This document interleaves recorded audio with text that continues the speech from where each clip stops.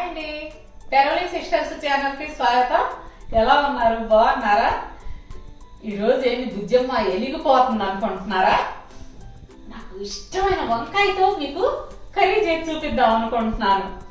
మీకు కూడా ఇష్టమని అనుకుంటున్నానండి. వంకాయ ఇష్టపడిన వాళ్ళు ఎవరు చెప్పండి? అందరికి ఇష్టమే కదా.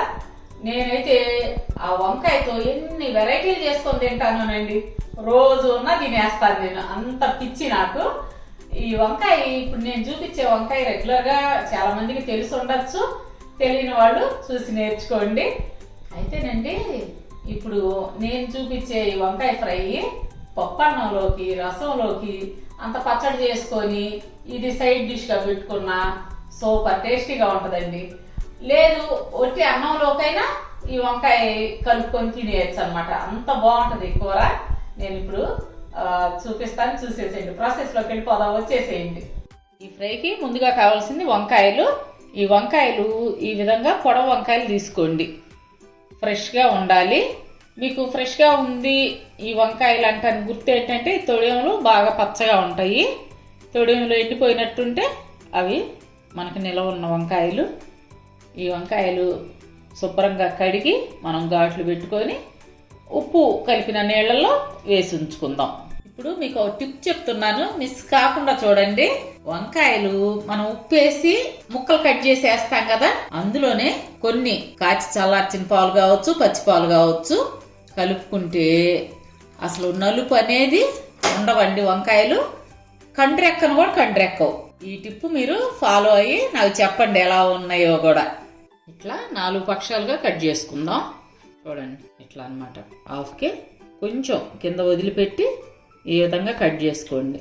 కుచ్చులు చూసుకొని జాగ్రత్తగా మీరు ఇట్లా నీళ్ళల్లో వేసేయండి.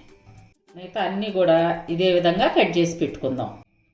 వంకాయలు బాగా తాజాగా ఉన్నాయి, లేతకాయలు కూడా, అందువల్ల బాగా రుచి వస్తుంది. లేతకాయ తీసుకుంటే ఆ వంకాయ రుచే వేరండి. ఈ విధంగా తరిగి పెట్టుకోవాలి.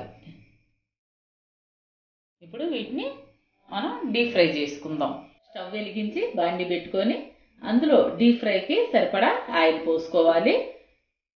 ఇందాక కట్ చేసుకున్న వంకాయల్ని ఒక్కొక్కటి ఈ విధంగా వేసుకుందాం. నీళ్లు ఉంటాయి కదా, ఈ వంకాయలు కొంచెం జాగ్రత్తగా తడి అంతా ఎగిలించుకొని వేసుకోండి.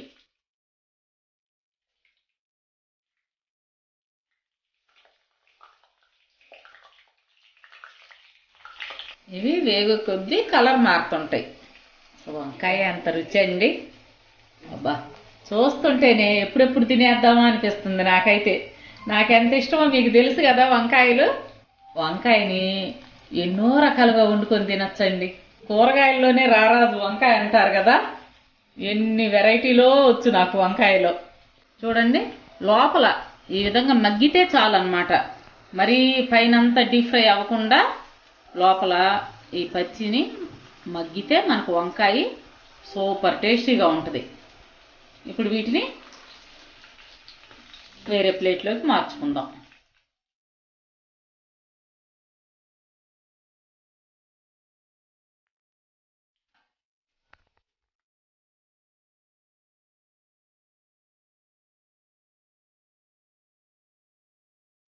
ఇదే విధంగా ఇంకో వాయి కూడా వేయించుకుందాం. ఈ వంకాయలు నేను 1/2 kg తీసుకున్నానండి. ఇలా వేయించుకున్న వంకాయల్ని ఓ పక్కన పెట్టేసుకుందాము. దీంట్లోకి కావలసిన కారాన్ని మనం ఇప్పుడు రెడీ చేసుకుందాం. ఈ కారానికి కావలసిన పదార్థాలు: పచ్చిశనగపప్పు 3 స్పూన్లు, 2 స్పూన్లు పుట్నాల పప్పు, 3 స్పూన్లు కారం, కొంచెం కరివేపాకు, మీ టేస్ట్కి తగినంత ఉప్పు, 1 స్పూన్ జీలకర్ర, 3 స్పూన్లు ధనియాలు, తగినంత ఎండు కొబ్బరి, అంటే అరచిప్ప తీసుకున్నాను ఎండు కొబ్బరి. ఇప్పుడు వీటిని కొంచెం సేపు డ్రై రోస్ట్ చేసుకోవాలి. అవి ఏంటో చూపిస్తాను చూడండి. ముందుగా పచ్చిశనగపప్పు వేయించుకోవాలి. ఇది కొంచెం దోరగా వేయించుకుందాం. పచ్చిశనగపప్పు కొంచెం వేగిన తర్వాత ధనియాలు వేయాలి. అన్నీ ఒక్కసారి వేసి వేయించకూడదు. కొన్ని ముందే వేగే ఉంటాయి, కొన్ని లేటుగా వేగే ఉంటాయి కదా, అందుకోసం స్టెప్ బై స్టెప్ వేయించుకోవాలి. ఇప్పుడు జీలకర్ర,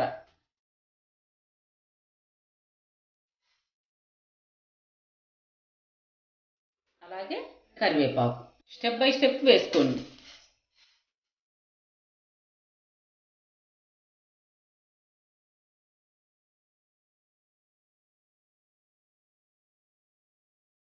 ఈ విధంగా దోరగా వేగగానే స్టవ్ కట్టేసుకొని ఈ పప్పుల్ని కొద్దిసేపు చల్లారనిద్దాం. వీటిని ఇప్పుడు మిక్సీ గిన్నెలోకి మార్చుకుందాం. వీటిని పౌడర్ మాదిరిగా చేసుకుందాం.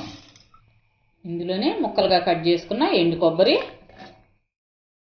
పుట్నాల పప్పు, మీ టేస్ట్కి తగినంత ఉప్పు, అలాగే కారం, వీటన్నిటిని ఇప్పుడు మనం మిక్సీ పట్టుకుందాం.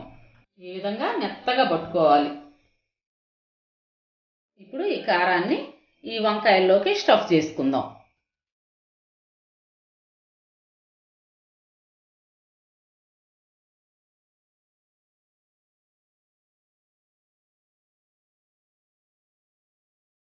ఈ విధంగా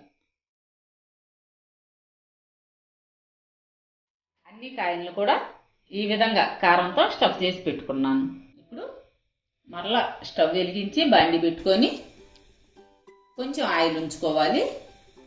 దాంట్లో ఇందాక స్టఫ్ చేసి పెట్టుకున్న వంకాయలను వేద్దాం.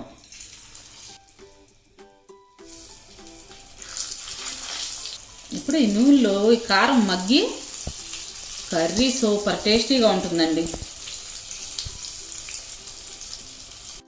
ఒక్కసారి కలపెట్టుకున్న తర్వాత మిగిలిన కారాన్ని మీకు ఎంత కావాలంటే అంత వేసుకోవచ్చు. ఇది రైస్లో కలుపుకోవడానికి బాగుంటుంది. పప్పు అన్నంలోకి ఏదన్నా రసం కాసుకున్నాం అనుకోండి, ఆ అన్నంలోకి కూడా మనం సైడ్ డిష్గా వాడుకోవచ్చు.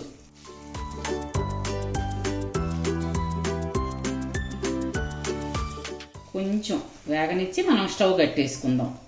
ఇప్పుడు కారం అంతా మగ్గింది. మనం స్టవ్ కట్టేసుకొని సర్వింగ్ బౌల్లోకి మార్చుకుందాం.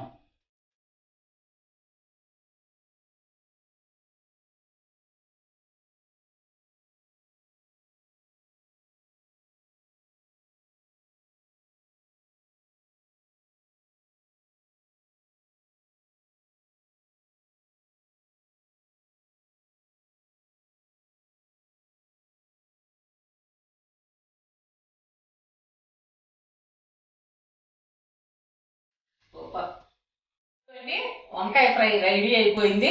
చూశారు కదా ఎలా చేసుకోవచ్చో. నాకైతే ఎప్పుడెప్పుడు తినేద్దామా అనిపిస్తుందండి, అంత ఇదిగా ఉంది. ఎగిరే పావురావులో సినిమా ఉంది చూసారా, అందులో లైలా క్యారెక్టర్ అనమాట. అన్ని నగలు కూడా ఇలాంటివి చేయించి పెడతాంలేమ్మా నీకు అంటారు. వంకాయ షేప్ లో ఉన్న నగలు చేయించి దిగేసుకుందు గాని అంత పిచ్చేందమ్మా నీకు అని అడుగుతారు మా పిల్లలండి. అసలు ఎంత బాగుంటదండి. ఇప్పుడు భోజనాలు ఉన్నాయి అనుకోండి, వెనకటి భోజనాలు ఇప్పుడు అంటే ఓ వెరైటీలు వస్తున్నాయి. వంకాయ లేని విందు ఉండేదండి, ఉండేది కాదు, అస్సలు ఉండేది కాదు. అంటే పూర్వం అనమాట. ఇప్పుడు అనేసరికి దొండకాయ ఫ్రై అని ఆ ఫ్రైలు ఈ ఫ్రైలు వస్తున్నాయి.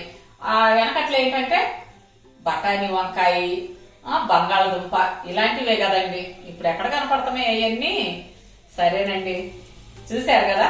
మా వీడియోస్ మీకు నచ్చినట్లయితే లైక్ చేయండి, షేర్ చేయండి. అలాగే కొత్త వాళ్ళు ఎవరన్నా ఉంటే తప్పకుండా సబ్స్క్రైబ్ చేసుకోండి.